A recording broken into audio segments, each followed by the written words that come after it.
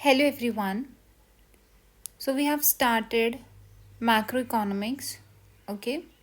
After macroeconomics, we'll move to microeconomics. Fine. So today we'll talk about chapter 1, that is national income, GDP and GNP accounting. Okay. So let's see first of all what is national income. National income means proper एक country है या फिर उसका कितना income होता है या national income में क्या चीज़ आता है एंड वो किस पे डिपेंड करता है. ठीक है. First of all that is the availability of inputs for production. For example income कहाँ से आएगा. ठीक है. अगर पैसा आ रहा है हमारी कंट्री में तो वो कहाँ से आ रहा है. ऑब्वियसली तुम्हारे यहाँ पे क्या हो रही है, प्रोडक्शन हो रही है, गुड्स वगैरह प्रोड्यूस हो रहे हैं. तो उन गुड्स को प्रोड्यूस करने के लिए क्या रॉ मटेरियल लग रहा है या उस उनको प्रोड्यूस करने के लिए क्या इनपुट्स लग रहे हैं, तो उस पर भी तो डिपेंड करेगा. Like your capital, land, electricity, mineral resources, natural resources and all that. Next is technologically तुम कितने डेवलप हो, गवर्नमेंट की क्या पॉलिसीज़ हैं, कैपिटल गुड्स में तुम कितना इन्वेस्ट कर रहे हो, तुम्हारा एक्सपोर्ट के लिए तुम कितना सपोर्ट कर रहे हो, तो वो भी डिटर्मिन करेगा तुम्हारी नेशनल इनकम क्या है. एंड कैपिटल गुड्स क्या होती हैं, ये वो गुड्स होती हैं.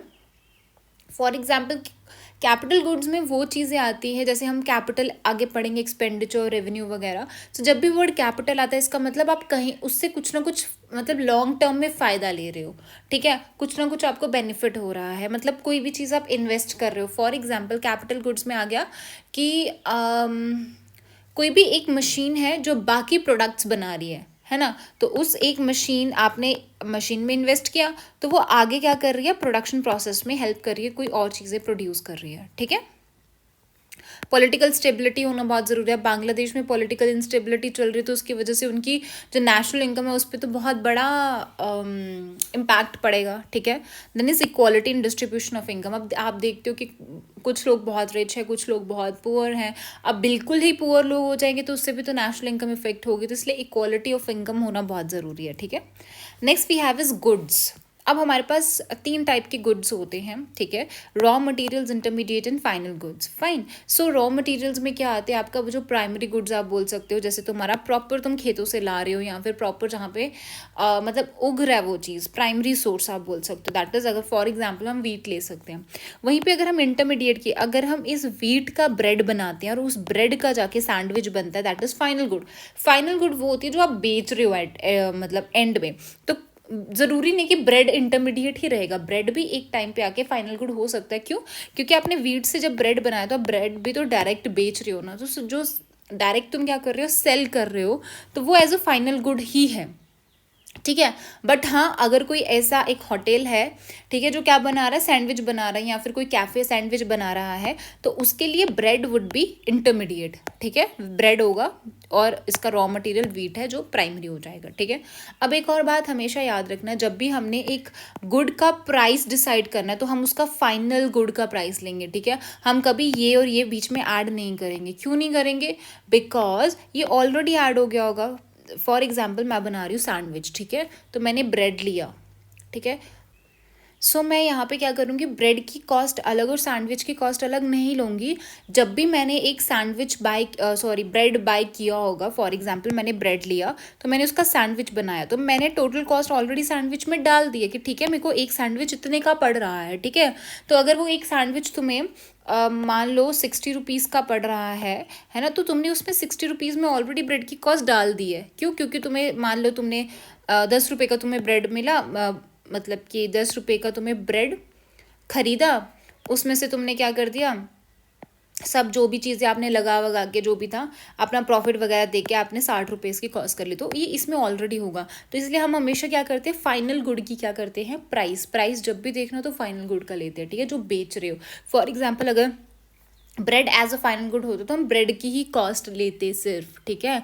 ब्रेड बनाने में कितना कॉस्ट लगा वही लेंगे, ये वीट का कॉस्ट थोड़ा ना डालेंगे अलग से, तो ये डबल कॉस्टिंग हो जाएगी. ठीक है.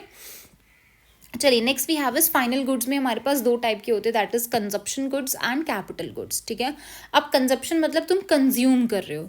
अब उसमें भी तुम्हारे पास होते हैं जो ज़्यादा देर तक चलते हैं और जो नॉन ड्यूरेबल्स होते हैं. ठीक है. नॉन ड्यूरेबल्स मीन सैंडविच खा लिया तुमने, डायरेक्ट खा लिया. ठीक है. पच गया, ज़्यादा देर तक रख भी नहीं पाते. बट ड्यूरेबल क्या है, टीवी, एसी, तुम कंज्यूम तो कर रहे हो ना, उसको अपने यूज़ में तो ला रहे हो, है ना, बट वो ज़्यादा देर तक चलते हैं.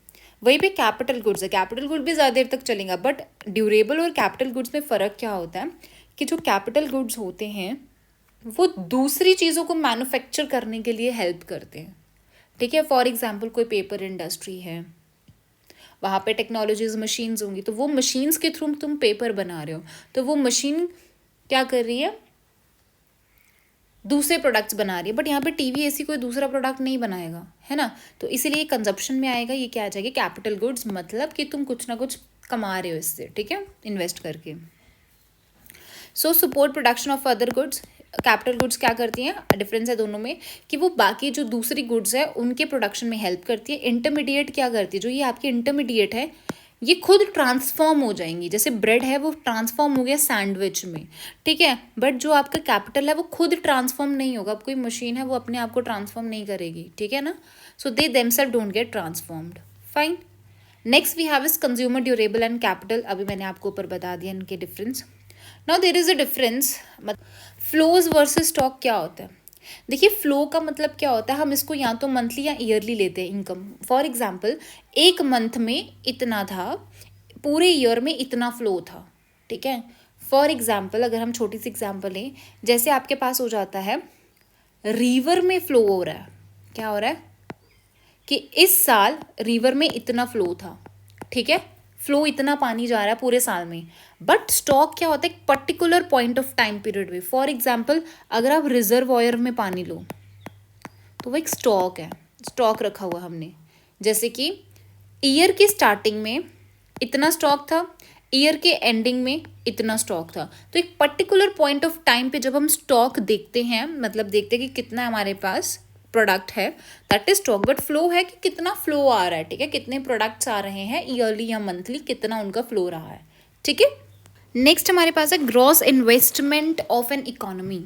देखिए ग्रॉस इन्वेस्टमेंट मीन्स टोटल आप कितना इन्वेस्ट कर रहे हो इकोनॉमी में, ठीक है, जितना भी इन्वेस्टमेंट हो रहा है that is gross investment of an economy. इसमें क्या होता है, जितनी भी आपकी कैपिटल गुड्स हैं, अब इन्वेस्टमेंट किस में करोगे आप, ऑब्वियसली कैपिटल गुड्स में करोगे, है ना, तुम्हारा मशीन है, टूल है, इंफ्रास्ट्रक्चर, आजकल रोड्स बन रहे हैं, ब्रिजेस बन रहे हैं, ठीक है, ये सब बन रहे हैं। क्यों बन रहे हैं, क्योंकि ये तो एक कैपिटल गुड्स पे हम कर रहे हैं, ताकि फॉर एग्जांपल आज रोड पे तो तुम खर्चा कर रहे हो तो बाद में वो देगा भी ना, ठीक है, हाईवेज पे कर रहे हो तो टोल भी तो तुम लोगे ना, ठीक है, ब्रिजेस बना रहे हो या कुछ भी ऐसी चीज़ बना रहे हो, रिक्रिएशनल कोई चीज़ बना रहे हो, जो आज तो पैसा लग रहा है, आज तो इन्वेस्टमेंट हो रही है, बट आने वाले 5-6 साल में वो इतना पैसा निकाल भी लेगा वो, है ना, क्यों, क्योंकि कैपिटल गुड्स हैं, ठीक है। अब मशीन पे तुम खर्चा तो कर रहे हो, बट वो मशीन तुम्हें प्रोडक्ट्स भी तो बना के दे रही है ना, ठीक है। सो जितना ज़्यादा इंक्रीज होगा आपका कैपिटल गुड, उतना ही ज़्यादा आपकी इकोनॉमी एफिशिएंट बनेगी फ्यूचर में, ठीक है। एक और चीज़ होती है, बट देखिए डेप्रिसिएशन, डेप्रिसिएशन मीन्स आपकी कैपिटल गुड्स में वियर एंड टियर तो होगा। फॉर एग्जाम्पल मैंने मशीन में इन्वेस्ट किया 60,000, मैं क्या कर रही हूँ, मशीन्स में इन्वेस्ट कर रही हूँ। अब क्या उन मशीन्स का मेंटेनेंस नहीं होगा क्या, कुछ ना कुछ तो मेंटेनेंस होगा, खराब होगी मशीन, वियर एंड टियर होगा, तो दैट इज डेप्रिसिएशन। क्या होगा वो, डेप्रिसिएशन होगा, मीन्स कुछ ना कुछ तो तुम्हारा माइनस में जाएगा ना। ऐसा तो नहीं है कि पूरी की पूरी तुम इन्वेस्टमेंट कर रहे हो तो उसका पूरा फायदा मिलेगा, नहीं, कुछ ना कुछ तो माइनस होगा ना उसमें से, दैट इज डेप्रिसिएशन। उसका वियर एंड टियर, अगर मशीन्स खराब हो रही हैं, उनका मेंटेनेंस है ना। सो इसीलिए जो नेट इन्वेस्टमेंट है, नेट मतलब क्या होता है, जो एग्जैक्टली जो तुम्हारी रियल इन्वेस्टमेंट क्या होती है, जो तुम्हें फायदा भी देगी, दैट इज तुम्हारा कितना टोटल इन्वेस्टमेंट है, दैट इज ग्रॉस इन्वेस्टमेंट कितना है, माइनस कर दोगे डेप्रिसिएशन, ठीक है। डेप्रिसिएशन माइनस कर दिया तो तुम्हारे पास नेट क्या आ जाएगा, इन्वेस्टमेंट आ जाएगा, ठीक है। जैसे तुम अपना नेट वो निकालते हो ना जब तुम्हें मार्क्स आते हैं, ठीक है, जैसे कि अच्छा ठीक है मेरे 50 क्वेश्चंस क्या हैं, सही हैं, बट उनमें से तुम्हारे 12 क्वेश्चंस गलत भी हैं, तो नेट सही कितना होगा, नेट सही कितना होगा, 12 क्वेश्चंस गलत हैं तो हम क्या करते हैं, 3 मार्क्स 1/3 कटता है तो 3/4, मतलब 4 क्वेश्चंस का मार्क्स कम होगा, दैट इज 4 2 ज़ा 8। सो इसमें से कितने माइनस कर देते हैं हम, 8। क्यों, क्योंकि ये नेगेटिव मार्किंग को हम क्या कर देंगे, माइनस कर देंगे। सो नेट पॉजिटिव हमारा या जो भी नेट मार्क्स आएगा वो कितना आएगा। सो सेम यही होता है कि नेट इन्वेस्टमेंट क्या होता है, gross investment minus depreciation. Fine, next is GDP. Know what is GDP, gross domestic. ये क्या होता है कि जितने भी फाइनल गुड्स एंड सर्विसेज जो हमारी कंट्री के टेरिटरी में बन रही है, टेरिटरी में बन रही है ड्यूरिंग द ईयर, एक साल में कितना गुड्स या final goods and services produce हो रहा, पूरा का पूरा, ग्रॉस बोल रही हूँ मैं, ठीक है, पूरा का पूरा, ठीक है, उसको आप क्या बोलते हो, जीडीपी बोलते हो। बट वहीं पे व्हाट इज जीएनपी? जीएनपी क्या होता है? ये total value of goods and services है जो हमारे कंट्री के रेजिडेंट्स बना रहे हैं। ये सिटीजन्स की बात कर रहे हैं, ठीक है, कंट्री के रेजिडेंट्स बना रहे हैं, मतलब जो यहाँ पे रह रहे हैं वो तो ठीक है, अगर कोई बाहर भी रह रहा है, फॉरेन में भी रह रहा है, तो अगर वो वहाँ पे भी गुड्स एंड सर्विसेज प्रोड्यूस कर रहा है तो उसको हम क्या करेंगे, ग्रॉस नेशनल प्रोडक्ट में लेंगे। बट जीडीपी में हम क्या लेते हैं, चाहे वो फॉरेन की कंपनी यहाँ पे आके बना रही है, चाहे हम बना रहे हैं, बट अगर हमारे इंडिया के टेरिटरी के अंडर अंदर जो है फाइनल गुड्स या सर्विसेज बन रहे हैं तो वो जीडीपी के अंदर आएगा, ठीक है। इसीलिए अगर आपको जीएनपी को कैलकुलेट करना है तो आप कैसे करते हो, जो भी हमारा जीडीपी है, मतलब जितना भी हमारा प्रोडक्ट जो है वो यहाँ पे बन रहा है हमारा जीडीपी यहाँ पे, मतलब जितना भी गुड्स एंड सर्विसेज हमारे इंडिया में बन रहा है उसमें प्लस माइनस होगा net factor cost from abroad. Y plus minus, क्यों होगा plus minus? Net factor income क्या होता है कि अगर हमारे लोग बाहर काम कर रहे हैं तो वो तो पैसा ला ही रहे हैं, ठीक है, वो पैसा ला रहे हैं ना। अब बहुत सारे जो फॉरेनर्स हैं वो क्या कर रहे हैं, सॉरी हमारे जो लोग हैं वो बाहर काम कर रहे हैं तो वो पैसा कमाएंगे तो मतलब हमारे पास पैसा आ रहा है। बट कुछ ऐसे फॉरेनर्स भी हैं जो इंडिया में आए हैं, अब वो इंडिया में काम कर रहे हैं तो वो हमसे पैसा लेके जाएंगे ना, तो हमसे अगर वो पैसा लेके जा रहे हैं मतलब वो तो बाहर ही लेके जाएंगे, तो मतलब नेशनल का तो पैसा होगा नहीं वो, तो इसीलिए हम उसको माइनस कर देंगे और ऐड क्या करेंगे, ये देखिए जो बाहर लोग हमारे लोग जो बाहर काम कर रहे हैं वो जीडीपी में प्लस होगी, ठीक है, बट बाहर के लोग जो इंडिया में काम कर रहे हैं वो माइनस हो जाएगा। क्यों? क्योंकि वो इंडिया से तो पैसा बाहर ही लेके जाएंगे ना, वो अपना पैसा तो नहीं होगा, इसीलिए प्लस माइनस बोला, net factor income from the abroad, ठीक है, ठीक है। नाउ जीडीपी जो होता है मैंने बता दिया, is concern with borders and GNP is concern with citizens, fine. Now if incoming, एक और चीज़ याद रखना, अगर फॉरेन डायरेक्ट इन्वेस्टमेंट आ रही है, व्हाट इज एफडीआई? एफडीआई होता है कि बाहर के जो इंस्टीट्यूशंस हैं वो आके क्या करते हैं, हमारे यहाँ पे इन्वेस्टमेंट करते हैं, ठीक है। तो अगर जो हमारी एफडीआई है वो ज़्यादा है, मतलब इनकमिंग ज़्यादा है आउटगोइंग से, देन हमारी जीडीपी क्या हो जाएगी, हाई हो जाएगी। क्यों हो जाएगी हाई? अगर बाहर के लोग आके यहाँ पे इन्वेस्टमेंट कर रहे हैं, यहाँ पे इन्वेस्टमेंट करेंगे तो प्रोडक्ट्स जो बनेंगे वो हमारी कंट्री के अंडर ही बनेंगे। अगर हमारी कंट्री के अंदर बन रहे हैं प्रोडक्ट्स तो ऑब्वियसली क्या हो जाएगा, जीडीपी तो बढ़ेगी ही बढ़ेगी, ठीक है। और एक और याद रखना दैट इंडिया की जो जीडीपी होती है वो जीएनपी से थोड़ी बड़ी ही होती है, ज़्यादा ही होती है, एंड जीडीपी ही एक बेटर, मतलब आप बोल सकते हो मेजर होता है, मतलब बेटर कंसीडर किया जाता है, अच्छा कंसीडर किया जाता है जीएनपी से। क्यों? क्योंकि जीडीपी का मतलब क्या होता है कि हमारी कंट्री के अंदर कितना काम चल रहा है वो ज़्यादा इंपॉर्टेंट होता है रादर देन हमारे लोग बाहर कितने काम कर रहे हैं, है ना। तो जीडीपी एक बेस्ट इंडिकेटर बोल सकते हो आप, या बेटर इंडिकेटर बोल सकते हो जीएनपी से, ठीक है। क्यों? क्योंकि यहाँ पे अगर प्रोडक्ट बनेगा तो एम्प्लॉयमेंट क्रिएट होगा, इन्फ्लेशन थोड़ा मॉडरेट रहेगा, टैक्स रेवेन्यू भी हमारे यहाँ पे ज़्यादा आ जाएगा, एक्सपोर्ट भी ज़्यादा होगा क्योंकि प्रोडक्ट ज़्यादा बन रहे हैं, है ना, तो इसलिए जीडीपी ज़्यादा अच्छा रहता है। Now what is national income? National income means पूरा का पूरा, बट उसमें भी क्या आता है आपके पास, net national product at factor cost. Net national product मतलब क्या होता है कि जो पूरा का पूरा हमारे यहाँ पे प्रोडक्ट बन रहा है, नेट नेशनल प्रोडक्ट जो बन रहा है वियर एंड टीयर निकाल के, ठीक है, वियर एंड टीयर निकाल के जो भी तुम्हारा नेट नेशनल प्रोडक्ट है वो एट फैक्टर कॉस्ट पे, फैक्टर कॉस्ट मीन्स कि उसको प्रॉपर कितना रियल कॉस्ट ऑफ प्रोडक्शन, कोई टैक्सेस वैक्सेस नहीं डालोगे आप उसमें, जो प्रॉपर कॉस्ट ऑफ प्रोडक्शन लग रही है उसी पे आप क्या करोगे, देखोगे, ठीक है। अगर आपको निकालना होगा that what is NNP at factor cost, अगर आपको नेशनल या नेट नेशनल प्रोडक्ट देखना है फैक्टर कॉस्ट पे, वो भी निकालने का एक फॉर्मूला होता है, दैट इज जो भी एनएनपी एट मार्केट प्राइस होगा। इसको मैं और अच्छे से आपको बताऊंगी। बनता है एक प्रोडक्ट बनता है, यहाँ से बताती हूँ मैं आपको, वेट, देखिए जब भी आपका एक प्रोडक्ट बनता है उसकी क्या होती है, फैक्टर कॉस्ट होती है। ये रहा, जब भी आपका एक प्रोडक्ट बनता है उसकी क्या होती है, एक फैक्टर कॉस्ट होती है, ठीक है। तो उसमें क्या होता है, फैक्टर कॉस्ट का मतलब क्या होता है कि ये ओरिजिनल कॉस्ट है प्रोडक्शन की। ओरिजिनल कॉस्ट मतलब जैसे अगर 10 रुपये लगे हैं उसको उस चीज़ को बनाने के लिए तो 10 रुपये ही फैक्टर कॉस्ट है, तो 10 रुपये ही है उसके ओरिजिनल कॉस्ट। अब इसमें टैक्सेस वैक्सेस जीएसटी वगैरह कुछ नहीं लगा है, ठीक है, ओरिजिनल यही है, फैक्टर कॉस्ट ही है। एक होता है आपका बेसिक प्राइसेस।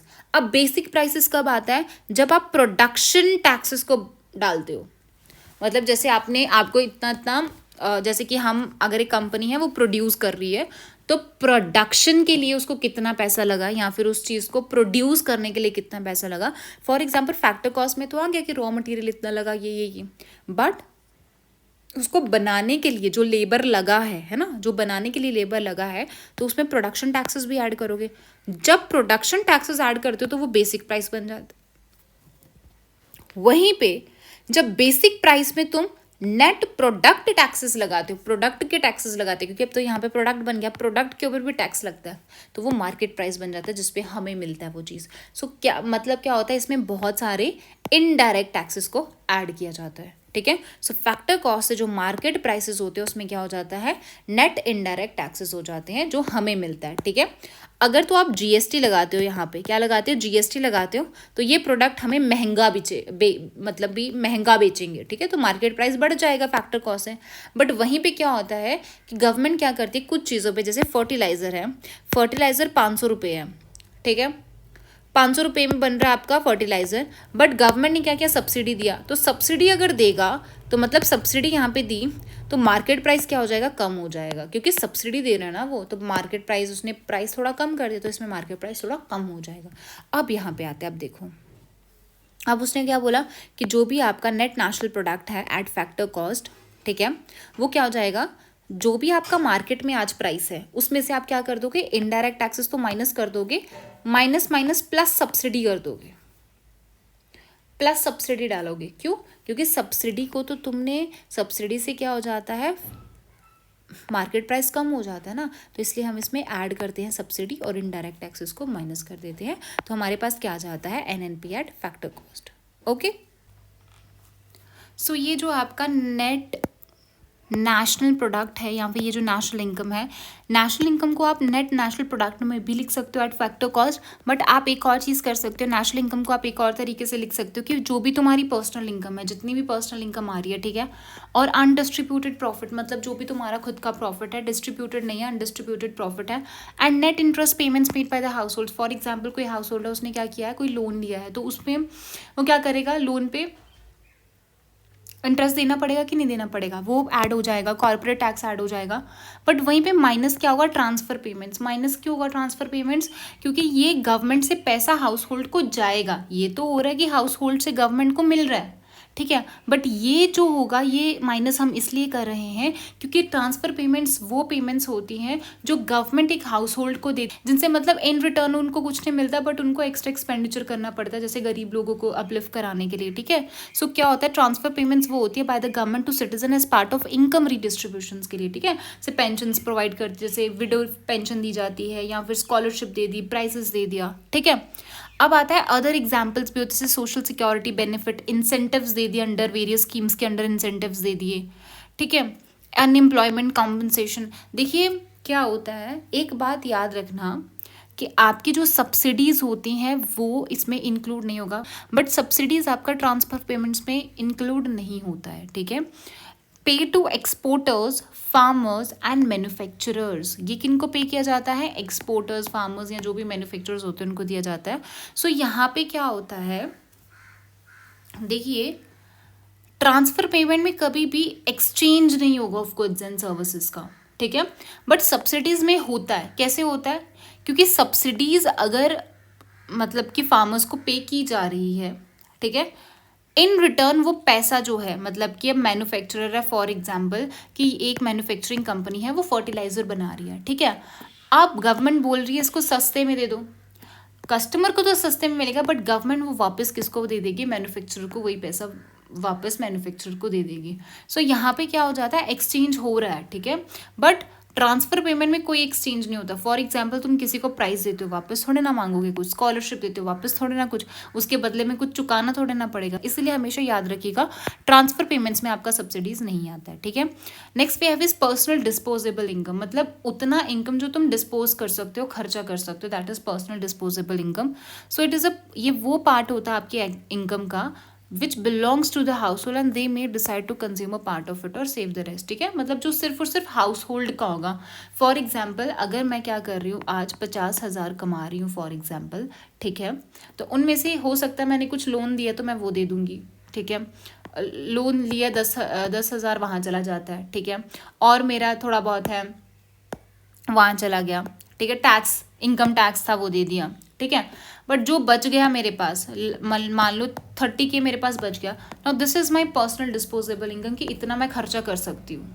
सो अब वो आप पे डिपेंड है कि आप उसको कंज्यूम करो या सेव करो। जैसे आप देख सकते हो पर्सनल डिस्पोजेबल इनकम क्या होता है, तुम्हारा पर्सनल इनकम क्या है माइनस पर्सनल टैक्स पेमेंट्स, जो भी तुम अपने टैक्स वैक्स भरते हो, and minus non tax payments. अब कुछ ऐसे भी होते हैं जो नॉन टैक्स पेमेंट्स भी होती हैं, जैसे मैंने बोला लोन वगैरह लिया। 10 टैक्स रेट अफेक्ट करता है तुम्हारे कंजप्शन एंड सेविंग को, ठीक है। अब आता है GDP at market price. Market price means वो प्राइस पे जब जिस प्राइस पे आपका प्रोडक्ट बिक रहा है, ठीक है। सो जितनी भी मार्केट वैल्यू है आपकी फाइनल गुड्स एंड सर्विसेज की जो हमारी कंट्री के अंदर बन रही हैं, उसको आप क्या बोलते हैं, GDP at market price. Hope so अभी आपको पता चल गया होगा that what is GDP at market price और फैक्टर कॉस्ट पे क्या है। सो फैक्टर कॉस्ट पे क्या हो जाएगा, फैक्टर कॉस्ट होता है जितना उसका ओरिजिनल प्रोडक्शन था, ठीक है।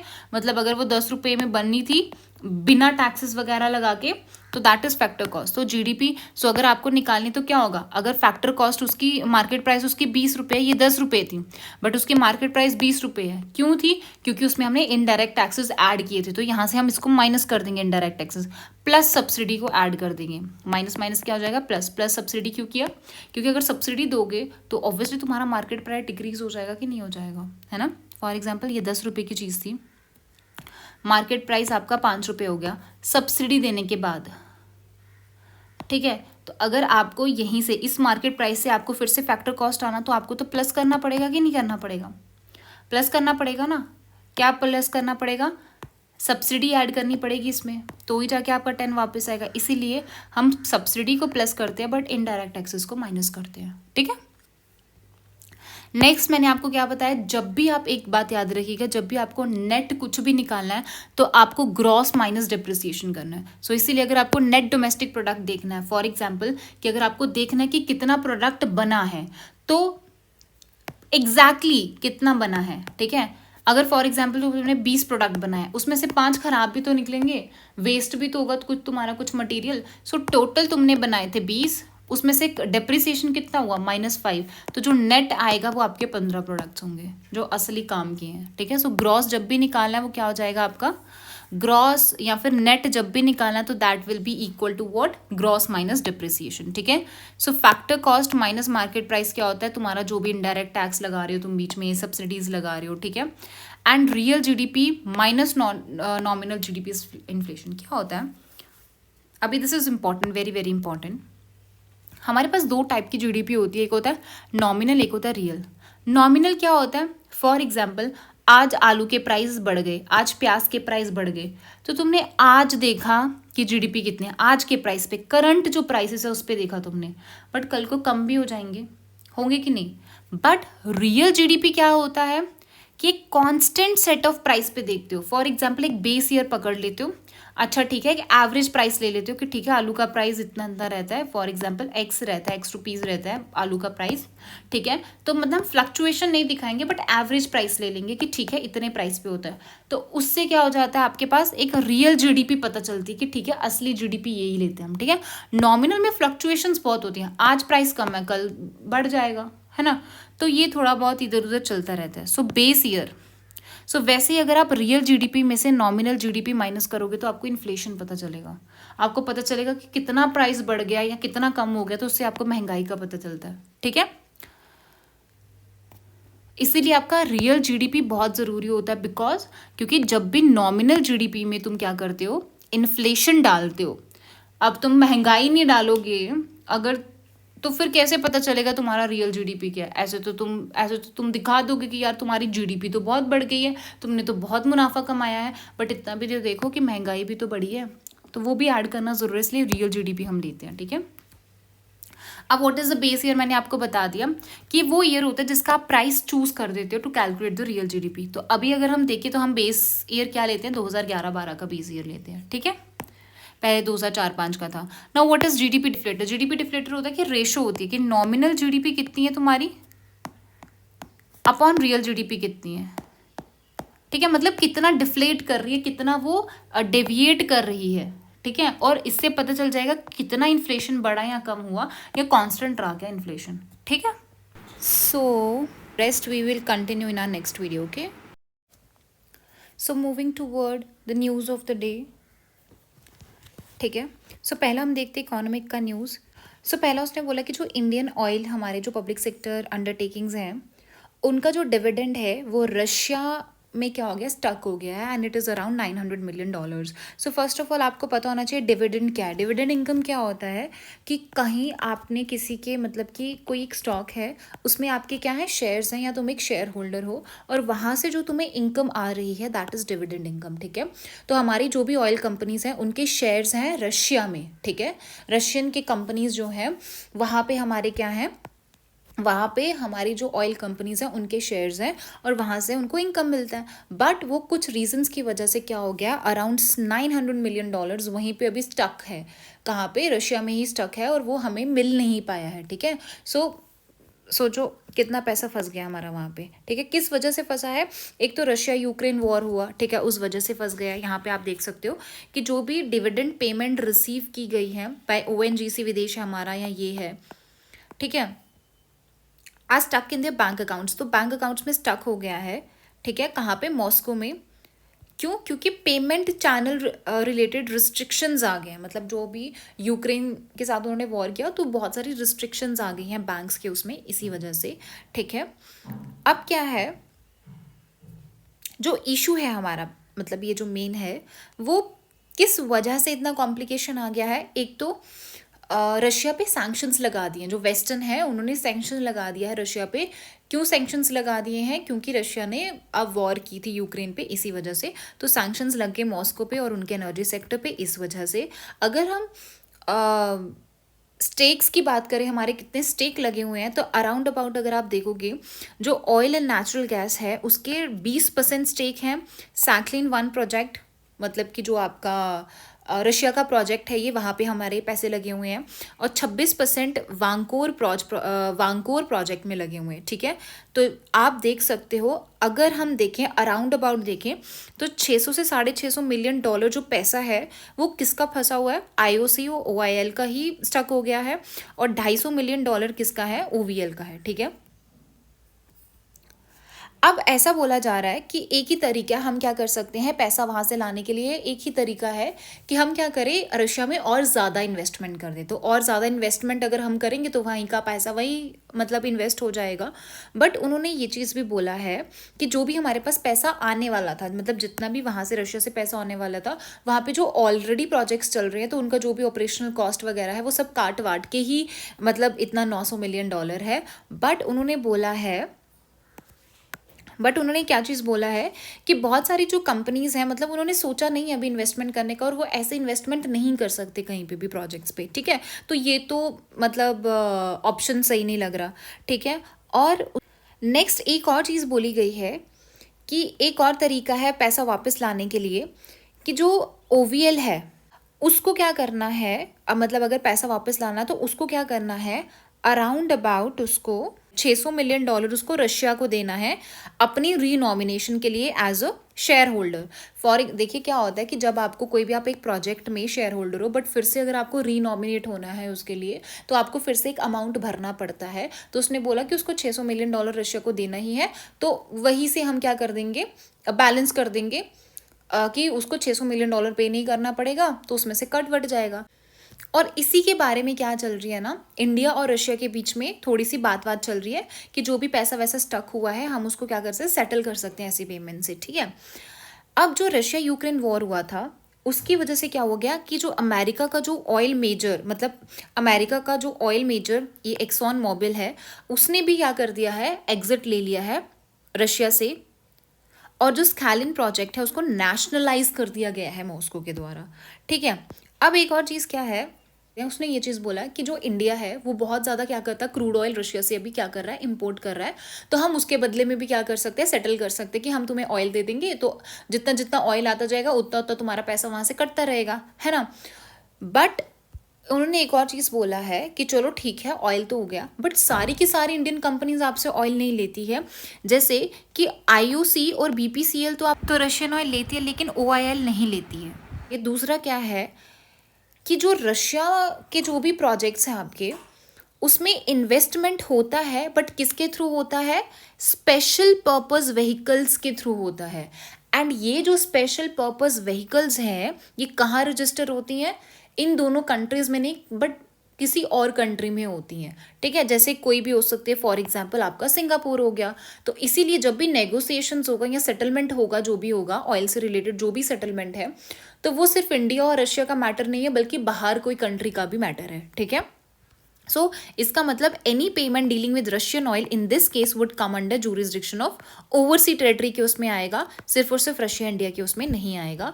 ना इसमें एक और चीज़ इंपॉर्टेंट क्या है आपके पास, that is your special purpose vehicles. Okay, तो इसका मतलब क्या होता है, स्पेशल पर्पस व्हीकल का मतलब क्या है कि ये मतलब ये कोई भी आपकी ट्रस्ट हो सकती है, कॉरपोरेशन हो सकती है, कोई भी आपकी कंपनी हो सकती है, जिसका ऑब्जेक्ट क्या होता है कि मतलब जो भी आपकी कंपनीज की एक्टिविटीज़ हो रही हैं उनमें से कोई रिस्क भी आ सकता है, तो उस रिस्क को कम करना, उस रिस्क पे ध्यान देना, उस रिस्क को आइसोलेट करना, वो काम होता है आपका स्पेशल पर्पस व्हीकल्स का। ठीक है, अब क्या बात हो रही है, वही है कि वेस्टर्न सैंक्शंस लगा दिए गए हैं, बहुत सारा कॉम्प्लेक्स हो गया है। एक और चीज़ क्या हुआ था कि जो रशिया के बैंक थे उनको भी बैन कर दिया गया था। किसके द्वारा बैन कर दिया गया था, स्विफ्ट के द्वारा। अब स्विफ्ट तो आपने पढ़ा ही होगा क्या होता है। ठीक है, सोसाइटी है for world wide interbank financial telecommunication. ठीक है, इससे क्या हो गया कि मॉस्को को उन्होंने क्या कर दिया, रिस्ट्रिक्ट कर दिया कि वो ग्लोबल पेमेंट सिस्टम को क्या नहीं कर सकता, एक्सेस नहीं कर सकता। सो उनके बैंक को भी बैन कर दिया। सो ये सब चीज़ें हुई, इस वजह से क्या हो गया, हमारा जो पैसा है वो स्टक हो गया है $900 मिलियन पे। अब देखा जा रहा है कि उसको कैसे निकलवाया जाए, किस तरीके से निकलवाया जाए। ठीक है, अब ये जो ये वाला आर्टिकल है आपका, इसमें सिर्फ आप क्या करोगे, ये वाला सिर्फ देख लेना कि जो आपको सिर्फ ये थोड़ा बहुत फैक्ट पता होना चाहिए कि जो यूएस है वो इंडिया का लार्जेस्ट ट्रेडिंग पार्टनर है। और हमारा जो फाइनेंशियल ईयर 2024 है उसमें हमारा जो ट्रेड हुआ है, बायलेटरल ट्रेड, वो कितना हुआ है, $120 बिलियन हुआ है। और ये थोड़ा सा हाई आप बोल सकते हो चाइना से। बट एक बात याद रखिएगा,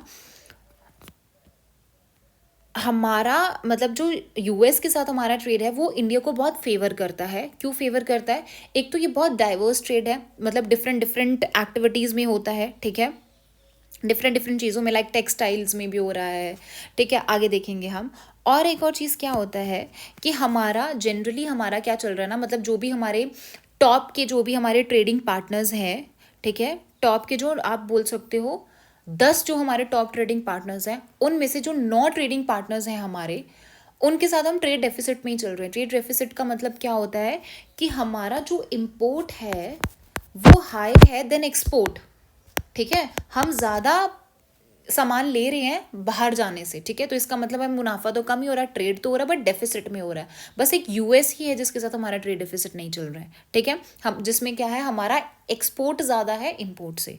ठीक है, अब ये देख सकते हो कि यूएस जो है account for as much as 18% of the India का जो हमारा जो टोटल एक्सपोर्ट है 18% तो हमारा यूएस में ही जाता है। अभी 18% जाता है, पहले 2010-11 में 10% जाता था। ठीक है, तो मैंने बताया आपको डाइवर्सिफाइड है हमारा जो है।